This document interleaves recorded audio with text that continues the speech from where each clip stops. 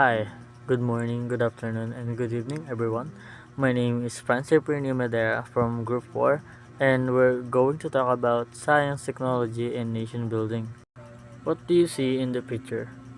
For me, nation building is an organization built by people by making life easier. Okay, hindi nakasali.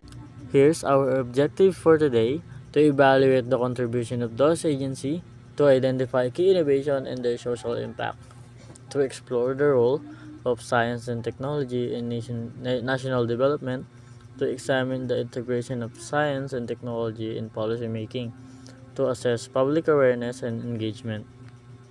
And now let's take a journey to this nation building. Let's explore how DOS derive innovation and technological advancement to enhance the quality of life in the Philippines. Discussed by Kurt Labau. The Philippines play a critical role in shaping national science and technology policies that align with the country's development goal and support sustainable growth. Ang Pilipinas daw may mahalaga papel sa science and technology na sumusuporta sa kaunlaran and research at development and innovation.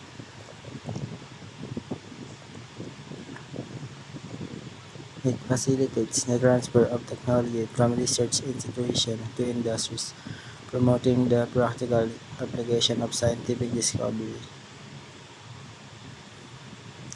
Ito naman ay nagpapabilis ng transfer ng teknolohiya mula sa research institution papunta sa industries na nagtataguyod ng practical application ng scientific discoveries. Ito ay nagdudulot ng improvement sa economy at kalidad ng buhay ng mga tao. The USA also runs public awareness campaign and implements community-focused projects such as agricultural technology program, clean energy initiative, and rural development project through its various agencies. Ang DOS daw ma'am ay naglulunsad ng kampanya at proyekto para sa pampubliko o komunidad tulad ng teknolohiya sa agrikultura. Example dito ma'am yung irrigation sa farm na ginagamit kapag hindi maulan sa lugar. Yung itsura nun ma'am ay para siyang tubo na nagpapump ng water or nag-i-spray para madiligan yung mga ibang pananim. The USA contributes to economic growth, improves the standard of living, and enhances the nation's capacity to address current and future challenges. Ang DSA ay nagbibigay ng tulong sa paglago ng ekonomiya at pamumuhay ng sa bansa sa pamamagitan ng inobasyon at teknolohiya upang mapalakas ang kakayahan ng bansa at mapabuti ang industriya at ang buhay ng tao. Thank you, ma'am. Okay, bigyan ng tatlong baksak. Napakagaling.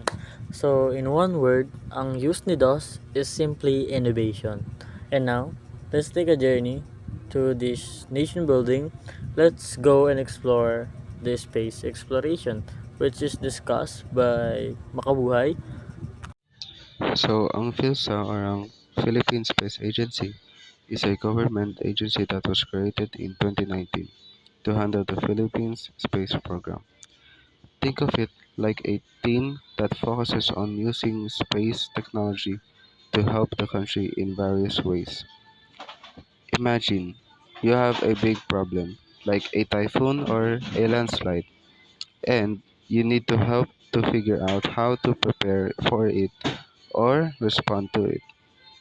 That's where comes in. They use space technology like satellites to gather informations and data that can help us make better decisions. So, PhilSA is a team that uses space technology to help the Philippines in various ways, including disaster management, environmental monitoring, and natural security. Okay, napakaganda. Bigyan ng tatlong baksak. Ang PhilSA is like an CCTV that's focused on the Philippines. Sila yung nagmo-monitor kung may papasok or may lalabas. Nakukuha? And now, let's go to the guardian of the public health, which is discussed by Mr. Makabuhay. RITM, or Research Institution for Tropical Medicine, is a special institute that helps people in the Philippines who are sick with diseases that are common in tropical areas. They do stuff like researching and collaborating. In research, they study diseases to understand how they would work, like what would be the effect on it in our body, and they'll make a way on how to stop them. And in collaborating, they work with other countries and organizations to tackle global health issues, like stopping diseases from spreading worldwide. So RITM conducts research, collaborating with other countries, and more to help people in the Philippines fight against diseases. Alright, thank you Mr. Makabuhay. And now, let's take a journey to this nation building. Let's control viral diseases.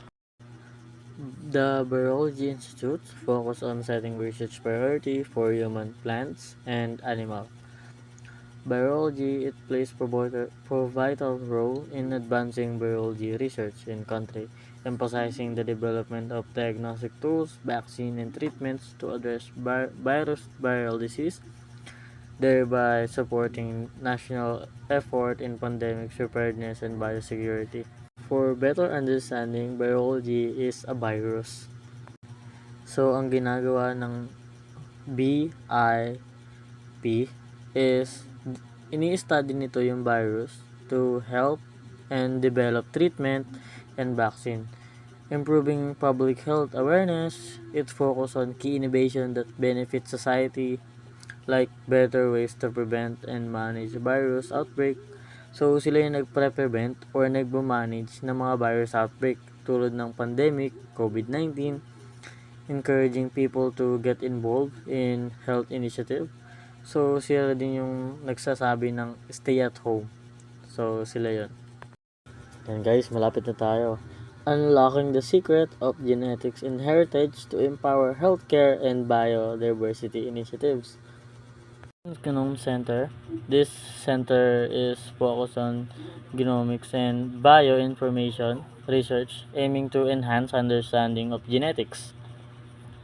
Yun na, may clue word na, genetics. And diversity and disease in the Philippines.